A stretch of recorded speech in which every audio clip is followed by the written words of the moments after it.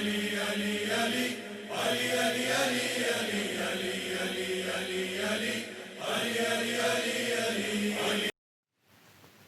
اللہ الرحمن الرحیم۔ سلام ہو ان پر کہ جن کی تعریف ان کے دشمن بھی کرتے ہیں، کہ جن میں کوئی برائی ڈھونڈنے سے بھی نہ ملے۔ جامعہ دمشق میں حضرت امام سجاد علیہ السلام نے ایک تاریخی خطبہ بیان کیا۔ بے شک علم، فصاحت و بلاغت تو ان کی میراث ہے۔ مورخین امام سجاد علیہ السلام کے خطبے کے سلسلے میں مختلف روایت نقل کی ہیں۔ لہوف کے مطابق یزید نے اپنے خطیب کو بلایا اور کہا دربار میں منبر پر بیٹھ کر حسین ابن علی اور اس کے باپ کی بغاوت کا تذکرہ کر کے لوگوں میں ان کی برائیاں کریں۔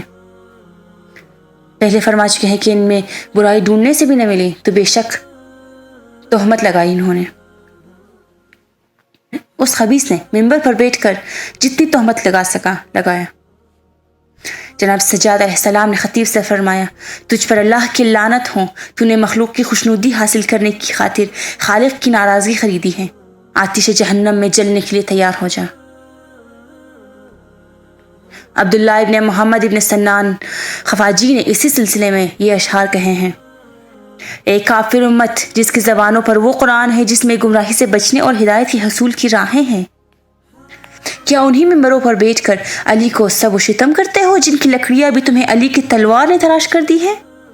ہمیں معلوم ہے تمہارے دل میں جنگ بدر کا انتقام ہے اور قتل حسین اور دیگر جرائم انہی کینوں کی پیداوار ہے۔ بخدا اگر بنی تمیم اور بنی عدی بھی پر سر اقتدار نہ آتے تو یزید و زیاد بھی آج ہدایت آشنا ہوتے۔ اسی خطیب کے بعد امام سجاد علیہ السلام نے یزید کی اجازت اور اہل دربار کے اصرار پر خطبہ دیا۔ امام سجاد کا خطبہ مناقب شہر یعشوب، مقاتل طالبین، احتجاج تبرسی اور بہت ساری مستند کتابوں میں موجود ہیں۔ امام سجاد علیہ السلام کا خطبہ یوں بیان کیا گیا ہے: بسم اللہ الرحمن الرحیم۔ حمد و ستائش پروردگار کے بعد امام سجاد علیہ السلام نے فرمایا: اے لوگو، میں تمہیں دنیا اور اس کے مافیا سے بچنے کی ہدایت کرتا ہوں۔ یہ دنیا زوال و انتقام کا گھر ہے۔ یہ دنیا اپنے واسیوں کو ایک حالت سے دوسری حالت میں بدل دیتی ہے۔ سابقہ صدیوں کو یہ چاٹ گئی ہے اور گزشتہ امتوں کو ہضم کر گئی ہے، حالانکہ وہ لوگ عمر طویل کے حامل تھے۔ ان کی طاقت تم سے کہیں زیادہ تھی، مگر حادثات کے ہاتھوں نے انہیں فنا کر کے اژدہوں اور قبر کے کیڑوں کے سپرد کر دیا ہے۔ زمانہ نے انہیں اسی طرح فنا کیا ہے کہ گویا نہ وہ کبھی اہل زمانہ تھے اور نہ کبھی بستے تھے۔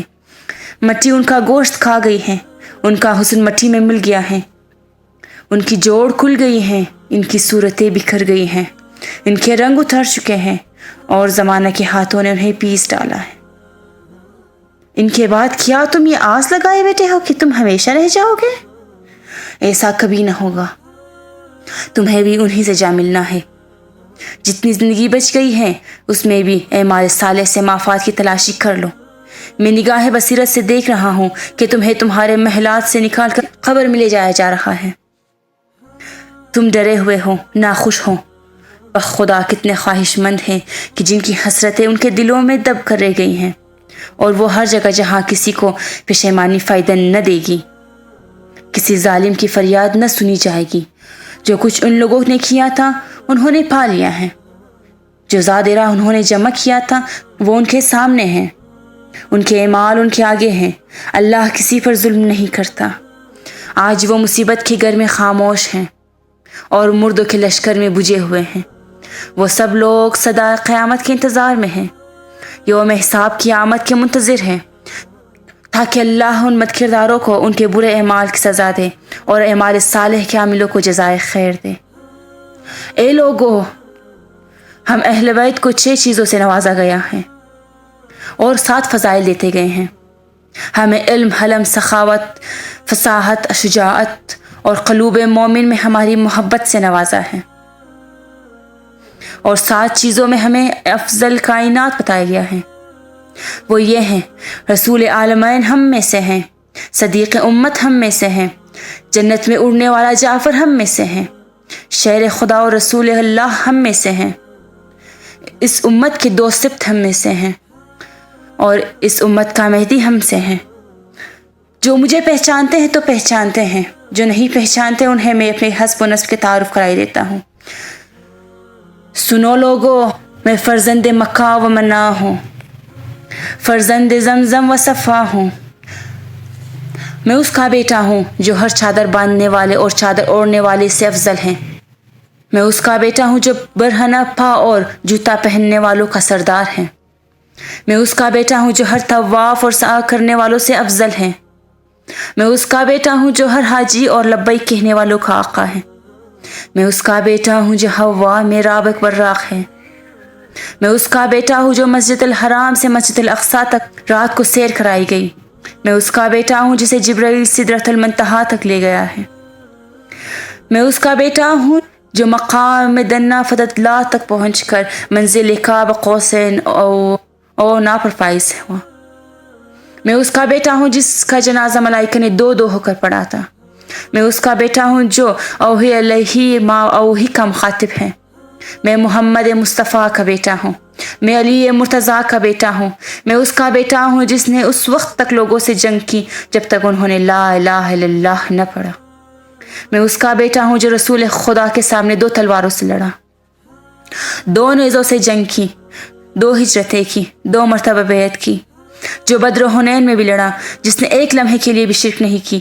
میں صالح المومنین کا فرزند ہوں جو انبیاء کا وارث ہے، کفار کا دشمن ہے، مسلمانوں کا مرکز ہے، مجاہدین کی روشنی ہے، رونے والوں کا تاج ہے، عابدوں کی زینت ہے، سب سے بڑا صابر ہے، نمازیوں سے افضل ہے، آل طا و یاسین اور آل رسول رب العالمین سے ہیں۔ میں اس کا بیٹا ہوں جس کی جبرائیل نے تائید کی ہے اور میکائیل نے جس کی مدد کی ہے۔ میں اس کا بیٹا ہوں جس نے مسلمانوں کی ناموس کے لیے جنگ کی، مرتدوں سے لڑا، بیت سکون سے لڑا اور خارجیوں سے لڑا، جس نے دشمنان خدا اور دشمنان رسول کے ساتھ جہاد کیا، جو قریش کے ہر فرد سے افضل ہے، جس نے سب سے پہلے دعوت نبوت پر لبیک کہا، مومنین سے جس نے سب سے پہلے اعلان توحید کیا، سابقین میں سر فہرست ہے، ظالموں کا مخالف تھا، جو سید المشرکین کا قاتل تھا، جو منافقین کے لیے اللہ کی مقرر کردہ علامت تھا، جو حکمت عابدین کی زبان تھا، جو دین خدا کا ناصر تھا، جو حکمت الہیہ کا پربہار باغ تھا، جو علم الہی کا ظرف تھا، سخی تھا، کریم تھا، عقل مند تھا، دانشمند تھا، طاہر تھا، التجا تھا،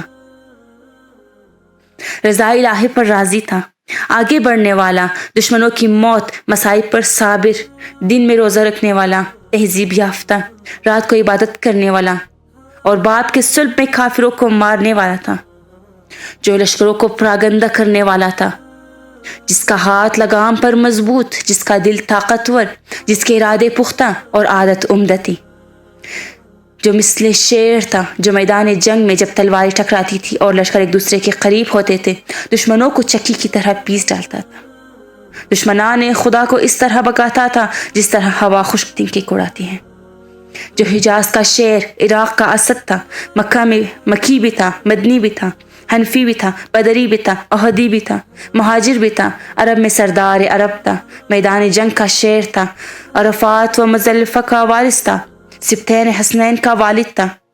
یہ ہے میرے دادا علی ابن ابی طالب۔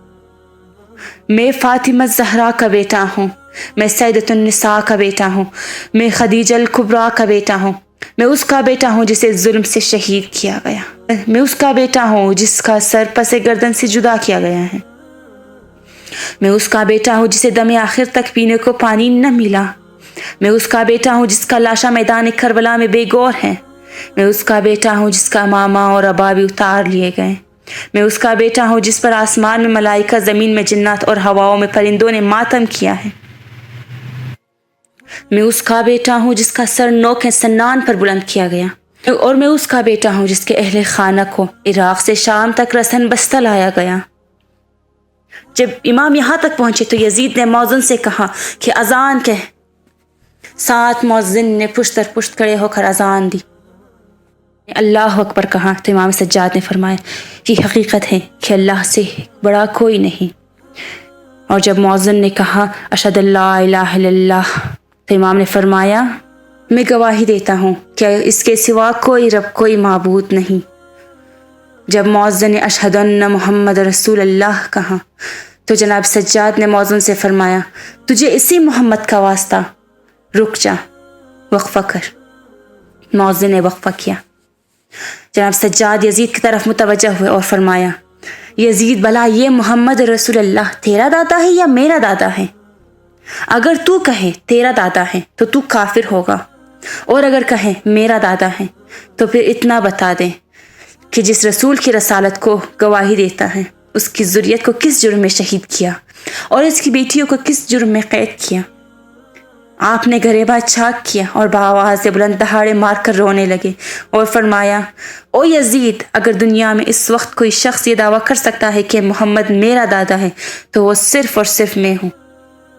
مجھے اتنا بتا دیں میرے بابا کو تو نے کس جرم میں 3 دن کا بھوکا اور پیاسا شہید کرایا، اور نبی زادیوں کو عراق سے شام تک بے پالان کے اونٹوں پر بلا مخنا اور چادر کس جرم میں قید کیا ہے، اور یزید تو کس منہ سے محمد رسول اللہ کہتا ہے اور قبلہ کی طرف منہ کر کے نماز پڑھتا ہے؟ یزید نے مؤذن سے کہا جلدی کر اقامت کہہ۔ مؤذن نے اقامت کہی، نماز شروع ہو گئی، مسجد میں تہلکہ مچ گیا، لوگ رونے لگے، کچھ لوگ بلا نماز پڑھے مسجد سے باہر نکل گئے۔ اللہ نعلۃ اللہ علی القوم الظالمین۔ صلوات پر محمد وآل محمد، اللہم صلی علی محمد وآل محمد۔